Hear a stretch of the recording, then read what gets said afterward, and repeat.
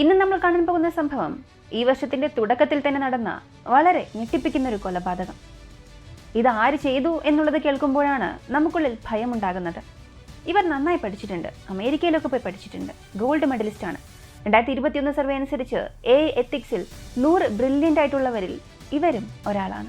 ഇത്രയും വിദ്യാഭ്യാസവും കഴിവുമുള്ള ഒരു സ്ത്രീയാണോ ഇത് ചെയ്തത് എന്നുള്ളത് കേൾക്കുമ്പോഴാണ് നമുക്ക് ഞെട്ടലുണ്ടാകുന്നത്. നോർത്ത് ഗോവയിലെ ഒരു സ്ഥലമാണ് കെൻഡോളിൻ. ഇവിടെയുള്ള ഒരു ഹോട്ടലിൽ ജനുവരി മാസം 6-ാം തീയതി, അതായത് ശനിയാഴ്ച, സുജന സേത് എന്ന ബംഗാളി സ്ത്രീ തന്റെ മകനുമായി വരുന്നു. സുജനയ്ക്ക് 39 വയസ്സ്, മകന് 4 വയസ്സ്. ഈ ഹോട്ടൽ അവർ നേരത്തെ ബുക്ക് ചെയ്തിരുന്നു. ജനുവരി 6 മുതൽ 10-ാം തീയതി വരെയാണ് ബുക്ക് ചെയ്തിരിക്കുന്നത്, ശനി മുതൽ ബുധനാഴ്ച വരെ. അവർ ബാംഗ്ലൂരിൽ നിന്നാണ് വന്നത്. ഇത്ര വിവരങ്ങൾ മാത്രമേ ആ ഹോട്ടൽ നടത്തുന്നവർക്ക് അറിയുകയുള്ളൂ. നിങ്ങൾക്ക് തന്നെ അറിയാം, ബാംഗ്ലൂർ എന്നത് ഏറ്റവും വലിയ കോസ്മോപൊളിറ്റൻ സിറ്റിയാണ്. അവിടെ എല്ലാ സ്റ്റേറ്റിലുള്ള ജനങ്ങളും താമസിക്കുന്നുണ്ട്. അതുകൊണ്ട് തന്നെ ഹോട്ടൽ നിർവാഹികൾക്ക് അതൊന്നും വലിയ കാര്യമായി തോന്നിയില്ല. സുജനയും അവളുടെ 4 വയസ്സുള്ള മകനും ജനുവരി മാസം 6-ാം തീയതി മുതൽ ആ ഹോട്ടലിൽ താമസിക്കാൻ തുടങ്ങി. ഇങ്ങനെ ഒരു സാഹചര്യത്തിലാണ് ജനുവരി മാസം 7-ാം തീയതി രാത്രി, അതായത് ഞായറാഴ്ച രാത്രി, സുജന അവളുടെ മുറിയിൽ നിന്നും റിസപ്ഷനിലേക്ക് വിളിക്കുന്നു. തനിക്ക് പെട്ടെന്ന് തന്നെ ബാംഗ്ലൂരിലേക്ക് പോകണമെന്നും ഒരു ടാക്സി ബുക്ക് ചെയ്ത് നൽകണമെന്നും ആവശ്യപ്പെട്ടു. സത്യം പറഞ്ഞാൽ സുജന നേരത്തെ 10-ാം തീയതി വരെയും ആ ഹോട്ടൽ ബുക്ക് ചെയ്തിരുന്നു. എങ്കിലും 7-ാം തീയതി തിരികെ പോകുന്നത് അവൾക്ക് തന്നെയാണ് നഷ്ടം. മാത്രമല്ല, പാതിരാത്രി വിളിച്ചിട്ട് ക്യാബ് ബുക്ക് ചെയ്യണമെന്ന് പറഞ്ഞാൽ അവരെന്താണ് ചെയ്യുക? അതും സാധാരണ ഗോവയ്ക്കുള്ളിൽ അല്ല യാത്ര. ഗോവയിൽ നിന്നും ബാംഗ്ലൂർ വരെ പോകണം. 600-700 കിലോമീറ്റർ ആ ക്യാബിൽ തന്നെ യാത്ര ചെയ്യണം. അങ്ങനെ ഒരു ക്യാബ് എങ്ങനെയാണ് കണ്ടുപിടിക്കുക? അതുകൊണ്ട് ആ റിസപ്ഷനിസ്റ്റ് പറഞ്ഞത്, മാഡം, നിങ്ങൾക്ക് അത്ര അർജന്റ് ആണെങ്കിൽ ഫ്ലൈറ്റിൽ പോകുന്നതായിരിക്കും നല്ലത്. ഇപ്പോൾ ക്യാബ് ബുക്ക് ചെയ്ത് ബാംഗ്ലൂരിൽ പോയാൽ പോലും അതിനാകുന്ന ചിലവിനെക്കാട്ടിലും വളരെ കുറവ് മാത്രമേ ഫ്ലൈറ്റിലാവുകയുള്ളൂ. മാത്രമല്ല, 700 കിലോമീറ്റർ ക്യാബിൽ യാത്ര ചെയ്യുമ്പോൾ അത്രയേ സമയമെടുക്കും, ഏകദേശം 11-12 മണിക്കൂറോളം എടുക്കും. പക്ഷേ ഫ്ലൈറ്റിലാണെങ്കിൽ നാളെ രാവിലെ ഫ്ലൈറ്റിൽ പോയാൽ മതി, അതിന് മുൻപ് തന്നെ എത്താനും സാധിക്കും.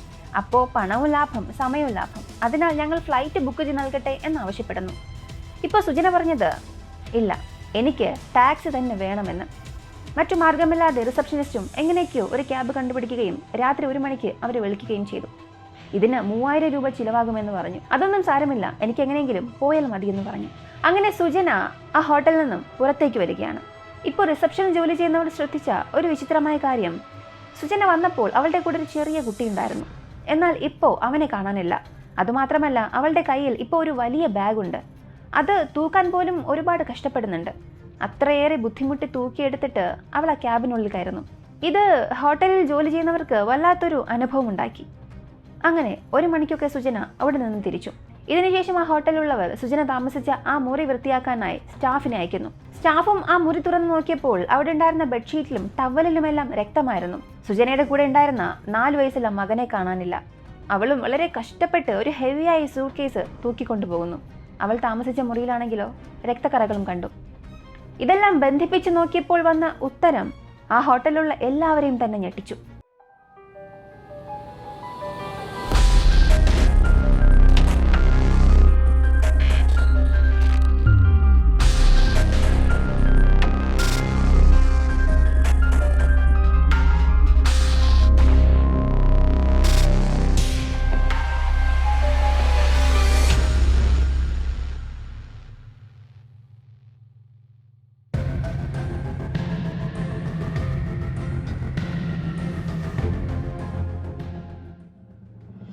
സുജന സേത് വെസ്റ്റ് ബംഗാളിലുള്ള കൊൽക്കത്തയിലാണ് ജനിച്ചത്. കൊൽക്കത്തയിലാണ് UG PG എല്ലാം അവസാനിച്ചത്.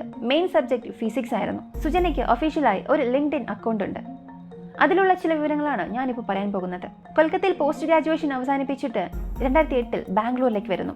ബാംഗ്ലൂരിലുള്ള രാമൻ റിസർച്ച് ഇൻസ്റ്റിറ്റ്യൂട്ടിൽ ഫെല്ലോ റിസർച്ചറായി ജോലി ചെയ്യുന്നു. ഇതിനുശേഷം ഇവർ സ്വിച്ച് ഓവറായ ജോലികളെല്ലാം IT ബേസ്ഡ് ആയിരുന്നു. അതും പ്രധാനമായും ഡേറ്റാ സയൻസ്, ആർട്ടിഫിഷ്യൽ ഇന്റലിജൻസ്, ഇങ്ങനെയൊക്കെ. ഇതിനിടയിൽ 2010 കേരളത്തിലുള്ള വെങ്കട്ടരമണൻ എന്നയാളെ വിവാഹം കഴിക്കുന്നു. ഇങ്ങനെ 9 വർഷം കഴിഞ്ഞ് 2019 ഇവർക്കൊരു ആൺകുഞ്ഞ് ജനിച്ചു. ഇതിനിടയിൽ തന്നെ USA ഹാർവർഡ് യൂണിവേഴ്സിറ്റിയിൽ artificial intelligence, machine learning, data science ഇതെല്ലാം പഠിക്കുന്നു. അത് കഴിഞ്ഞ് 2020 ഇന്ത്യയിലേക്ക് വരുന്നു. എന്നിട്ട് സ്വന്തമായി ഒരു സ്റ്റാർട്ടപ്പ് കമ്പനി തുടങ്ങി. ആ കമ്പനിയുടെ പേര് ദ മൈൻഡ്ഫുൾ AI ലാബ്. ഈ കമ്പനിയെക്കുറിച്ച് കമ്പനിയുടെ വെബ്സൈറ്റിൽ കൊടുത്തിട്ടുള്ളത്, ഇതൊരു AI കൺസൾട്ടൻസി കമ്പനി എന്നാണ്. നിങ്ങൾ ഒരു AI മോഡൽ ക്രിയേറ്റ് ചെയ്ത് ഈ കമ്പനിയിലേക്ക് കൊടുത്താൽ ആ മോഡലിന്റെ ഫ്ലോസ്, AI എത്തിക്സിനുള്ളിൽ ഇവ വരുന്നുണ്ടോ, ഇതെല്ലാം ആ കമ്പനി വെരിഫൈ ചെയ്ത് നൽകും. ഇതുവരെയും എല്ലാം നന്നായി തന്നെയാണ് പോയത്. നല്ല വിദ്യാഭ്യാസം, 6 ഭാഷയോളം അറിയാം, വലിയ വലിയ കമ്പനികളിൽ ജോലി ചെയ്തിട്ടുണ്ട്. അവസാനം സ്വന്തമായി ഒരു കമ്പനി തന്നെ തുടങ്ങി. ഇതുകൂടാതെ അവരുടെ ലിങ്ക്ഡിൻ അക്കൗണ്ടിൽ പറഞ്ഞിട്ടുള്ളത് 2021 വർഷം നടന്ന top 100 brilliant women's in AI എത്തിക്സിൽ ഇവരും ഒരാളാണ്. അങ്ങനെ നോക്കുമ്പോൾ അതൊരു വലിയ നേട്ടമാണ്. എന്നാൽ പ്രശ്നം തുടങ്ങുന്നത് ഇവർ സ്റ്റാർട്ടപ്പ് കമ്പനി സ്റ്റാർട്ട് ചെയ്ത അതേ വർഷം സുജനയും ഭർത്താവും വേർപിരിയുന്നു. കാരണം എന്താണെന്ന് ആർക്കും അറിയില്ല. ഈ ഡിവോഴ്സിന്റെ പ്രൊസീജിയർ അവസാനിക്കാൻ വർഷങ്ങളോളം എടുത്തു. 2024 അത് അവസാനിക്കുമെന്നും പറയുന്നു. ഈ സാഹചര്യത്തിൽ കോടതി പറഞ്ഞത് സുജന ആവശ്യപ്പെട്ടതുപോലെ അവരുടെ മകൻ സുജനയുടെ കൂടെ തന്നെ താമസിക്കട്ടെ. എന്നാൽ ആഴ്ചയിൽ ഒരിക്കൽ ആ കുഞ്ഞിന്റെ അച്ഛന് അവനെ വന്ന് കാണാൻ അനുവാദം കൊടുക്കുന്നു. കോടതിയുടെ ഈ വിധി സുജനയ്ക്ക് ഇഷ്ടമായില്ല. ഇങ്ങനെ ജനുവരി മാസം 6-ാം തീയതി ഗോവയിലുള്ള ഹോട്ടലിൽ സുജനയും മകനും താമസിക്കാൻ പോകുന്നു. 7-ാം തീയതി രാത്രി ഹോട്ടൽ നിർവാഹികൾ ബുക്ക് ചെയ്തു കൊടുത്ത ക്യാബിൽ അവർ തിരികെ ബാംഗ്ലൂരിലേക്ക് പോകുന്നു. സുജനയുടെ മുറിയിൽ രക്തക്കറ കണ്ട ഉടനെ ഹോട്ടലിലുള്ള ആളുകൾ പോലീസിന് വിവരം അറിയിച്ചു. പോലീസിന് വിവരം ലഭിക്കുകയും ആ ഹോട്ടൽ വന്ന് അന്വേഷിക്കുകയും ചെയ്തു. അവിടെ നിന്ന് സുജനയുടെ നമ്പർ വാങ്ങി. ഉടനെ തന്നെ സുജനയെ വിളിക്കുകയും ചെയ്തു. നിങ്ങളുടെ കൂടെ ഒരു 4 വയസ്സുള്ള കുഞ്ഞുണ്ടായിരുന്നല്ലോ, അവനിപ്പോ എവിടെയെന്ന് ചോദിച്ചു. ഇതിന് സുജന പറഞ്ഞ മറുപടി, മകനെ എന്റെ കൂട്ടുകാരിയുടെ വീട്ടിലാക്കിയിട്ടുണ്ട്. സൗത്ത് ഗോവയിലുള്ള മൽഗോവ എന്ന സ്ഥലത്താണ് അവരുടെ വീട്. ശരി, ആ ഫ്രണ്ടിന്റെ അഡ്രസ് ചോദിച്ചപ്പോൾ സുജന കൊടുത്ത അഡ്രസ് ഫേക്ക് അഡ്രസ് ആയിരുന്നു.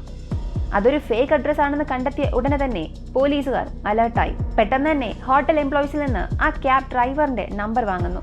അങ്ങനെ ആ ക്യാബ് ഡ്രൈവറെ വിളിക്കുകയും ചെയ്തു. ഞങ്ങൾ പോലീസാണ് വിളിക്കുന്നത്, ഭയപ്പെടണ്ട. ഉടൻ തന്നെ തൊട്ടടുത്ത പോലീസ് സ്റ്റേഷനിലേക്ക് വണ്ടി വിടാനും ആവശ്യപ്പെട്ടു. എന്നാൽ അപ്പോഴത്തേക്കും ആ ടാക്സി കർണാടക ബോർഡറിൽ എത്തിയിരുന്നു. ചിത്രദുർഗ എന്ന സ്ഥലത്തു കൂടിയായിരുന്നു ഇപ്പോൾ പോയിക്കൊണ്ടിരുന്നത്.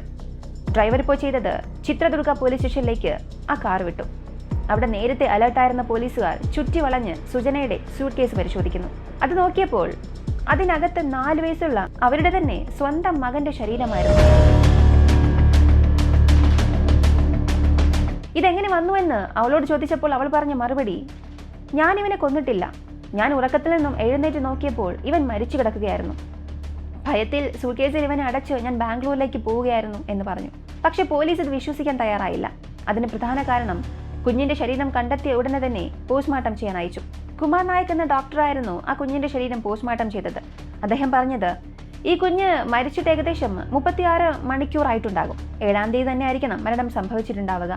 കൂടാതെ ഈ കുഞ്ഞിന്റെ മരണം സ്വാഭാവികമല്ല, ശ്വാസം മുട്ടിയാണ് മരിച്ചിരിക്കുന്നത്. തുണി അല്ലെങ്കിൽ തലയണ ഉപയോഗിച്ച് കുഞ്ഞിനെ ശ്വാസം മുട്ടിച്ച് കൊന്നിരിക്കണം. ഇതുകൂടാതെ കുഞ്ഞിന്റെ ശരീരത്തിൽ സ്ട്രഗിൾ മാർക്സോ ബ്ലഡ് മാർക്കോ ഒന്നും തന്നെ ഇല്ല. ഇതാണ് ഈ കുഞ്ഞിന്റെ ശരീരം പോസ്റ്റ്മോർട്ടം ചെയ്ത ഡോക്ടർ പറഞ്ഞത്. പോലീസിൽ സുജന താമസിച്ച ആ ഹോട്ടൽ മുറി പരിശോധിച്ചപ്പോൾ അവർക്ക് അവിടെ നിന്നും വലിയ കഫ് സിറപ്പ് ബോട്ടിൽ കിട്ടി. 2 എണ്ണം ഉണ്ടായിരുന്നു. അതിൽ ഒന്ന് വലുതും ഒന്ന് ചെറുതുമായിരുന്നു.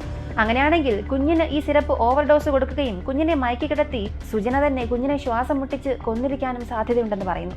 എന്നാൽ ഇത് സത്യമാണെങ്കിൽ ഇത് ദേഷ്യം കൊണ്ടുണ്ടായ കൊലപാതകമല്ല, ഒരു പ്ലാൻഡ് മർഡറാണ്. കുഞ്ഞിനെ കൊല്ലണമെന്ന് സുജന നേരത്തെ പദ്ധതി ഇട്ടിട്ടുണ്ടാകണം. ഇതുകൂടാതെ മുറിയിലുണ്ടായിരുന്ന രക്തക്കറ സുജനയുടേതാണെന്നും പറയുന്നു. അവളും ആത്മഹത്യക്ക് ശ്രമിച്ചിട്ടുണ്ട്. അവിടെ ഉണ്ടായിരുന്ന ഒരു കത്രിക ഉപയോഗിച്ച് കൈ മുറിച്ചു. ആ രക്തത്തുള്ളികളാണ് ആ മുറിയിലുണ്ടായിരുന്നത്. ഇതുറപ്പിക്കാനായി ബ്ലഡ് സാമ്പിൾ എടുത്ത് DNA പരിശോധനയ്ക്കും അയച്ചു. സുജനയെ ചിത്രദുർഗ പോലീസുകാർ അറസ്റ്റ് ചെയ്തതിനു ശേഷം അവിടെയുള്ള ഒരു ലോക്കൽ മജിസ്ട്രേറ്റിന്റെ പക്കൽ കൊണ്ടുപോവുകയും കർണാടകയിൽ നിന്ന് വീണ്ടും ഗോവയിലേക്ക് കൊണ്ടുവരികയും ചെയ്തു. 6 ദിവസത്തേക്ക് കസ്റ്റഡിയിലെടുത്തിരിക്കുകയാണ്. ഇതിനിടയിൽ പോലീസ് ആ കുഞ്ഞിന്റെ അച്ഛനെ കോൺടാക്ട് ചെയ്യുന്നു. അയാൾ ആ സമയം ഇന്തോനേഷ്യയിലായിരുന്നു. കുഞ്ഞിന്റെ കാര്യങ്ങൾ പറയുകയും അവസാന ചടങ്ങുകൾ ചെയ്യാനായി ഇന്ത്യയിലേക്ക് വരണമെന്നും ആവശ്യപ്പെട്ടു. ജനുവരി 9-ാം തീയതി അയാൾ ചിത്രദുർഗയിലേക്ക് വരികയും കുഞ്ഞിന്റെ ശരീരം ഏറ്റുവാങ്ങി അവസാന ചടങ്ങുകൾ നടത്തുകയും ചെയ്തു. ഈ കേസിൽ സുജനയ്ക്ക് കൊലപാതകത്തിന് സെക്ഷൻ 302, തെളിവ് നശിപ്പിച്ചതിന് സെക്ഷൻ 201, ഇതുകൂടാതെ ഗോവയുടെ ചിൽഡ്രൻസ് ആക്ട് അനുസരിച്ചും കേസ് ഫയൽ ചെയ്തിട്ടുണ്ട്. ഇപ്പോഴും ഈ ഒരു കേസ് നടന്നുകൊണ്ടിരിക്കുകയാണ്. എന്തുകൊണ്ടാണ് സുജന തന്റെ കുഞ്ഞിനെ കൊന്നതെന്ന് ചോദിച്ചാൽ കോടതി ആ കുഞ്ഞിന്റെ അച്ഛനോട് ആഴ്ചയിൽ 1 തവണ കുഞ്ഞിനെ കാണാനുള്ള ഒരു അനുവാദം കൊടുത്തിരുന്നു. ഇത് സുജനയ്ക്ക് ഇഷ്ടപ്പെട്ടില്ല. അയാൾ 1 തവണ പോലും കുഞ്ഞിനെ കാണാൻ പാടില്ല എന്നുള്ളൊരു കാരണം കൊണ്ടാണ് അവൾ ആ കുഞ്ഞിനെ യാതൊരു ദാക്ഷിണ്യവും കൂടാതെ കൊന്നത്. ഇപ്പോൾ തുടക്കഘട്ടത്തിലാണ് ഈ ഒരു കേസ് ഉള്ളത്. ഈ ഒരു കേസ് ക്ലിയറായി പറയുന്നത്, നമ്മൾ എത്രത്തോളം ബുദ്ധിശാലികളായാലും അറിവുള്ളവരാണെങ്കിലും സമ്പന്നരാണെങ്കിലും നമ്മുടെ ഇമോഷണൽ ഇന്റലിജൻസ് ശരിയല്ല എന്നുണ്ടെങ്കിൽ അത് നമ്മളെ ഒരു തെറ്റായ തീരുമാനമെടുക്കാൻ പ്രേരിപ്പിക്കും. ഒന്ന് ചിന്തിച്ചു നോക്കുക. AI എത്തിക്സിനെ കുറിച്ചുള്ള ഒരു കമ്പനി സുജന തുടങ്ങി. എന്നാൽ അവരുടെ എത്തിക്സിന് എന്ത് സംഭവിച്ചു? അവരുടെ ജീവിതത്തിൽ എന്ത് വേണമെങ്കിലും സംഭവിച്ചിരിക്കാം. എത്ര ദുഃഖം വേണമെങ്കിലും പീഡനം വേണമെങ്കിലും അവർ സഹിച്ചിരിക്കാം. അതൊന്നും നമുക്കറിയില്ല. എന്നാൽ അതിന് പകരം ഒരു 4 വയസ്സുള്ള കുഞ്ഞിനെ കൊല്ലുന്നത് ശരിയാണോ? യാതൊരു തെറ്റും ചെയ്യാത്തൊരു കുഞ്ഞ്, ഈ ലോകത്തിൽ ജീവിച്ച് കൊതി തീരാത്ത ഒരു കുഞ്ഞിന്റെ അവരുടെ ദേഷ്യത്തിന് വേണ്ടി അവരുടെ സ്വാർത്ഥതയ്ക്ക് വേണ്ടി വെറുതെ ബലിയാടായി എന്ന് പറയാം. നമ്മൾ മനുഷ്യർ ബുദ്ധിശാലികളോ ജീനിയസോ സമ്പന്നരോ ആയിരിക്കുന്നതിന് പകരം സാധാരണ ഒരു മനുഷ്യരായിരിക്കുക, മനുഷ്യത്വമുള്ളവരായിരിക്കുക. അങ്ങനെയെങ്കിൽ നമ്മളും സന്തോഷമായിരിക്കും, നമുക്ക് ചുറ്റുമുള്ളവരും സന്തോഷമായിരിക്കും. ഈ ഒരു വീഡിയോയെക്കുറിച്ചുള്ള സുജനയുടെ ഈ ക്രൂരമായ പ്രവൃത്തിയെക്കുറിച്ചുള്ള നിങ്ങളുടെ അഭിപ്രായം എന്താണെന്നുള്ളത് മറക്കാതെ കമൻറ്റിൽ പറയുക. മികച്ച കമൻറ്റ് അടുത്ത വീഡിയോയിൽ വരും. വീഡിയോ ഇഷ്ടമായ ലൈക്ക് ചെയ്യുക. ഇങ്ങനെയുള്ള വീഡിയോസ് കാണാൻ താല്പര്യമുള്ളവർക്ക് നമ്മുടെ വീഡിയോ ഷെയർ ചെയ്ത് കൊടുക്കുക. ചാനൽ മറക്കാതെ സബ്സ്ക്രൈബ് ചെയ്ത് സപ്പോർട്ട് ചെയ്യുക. മറ്റൊരു വീഡിയോയുമായി വീണ്ടും കാണാം.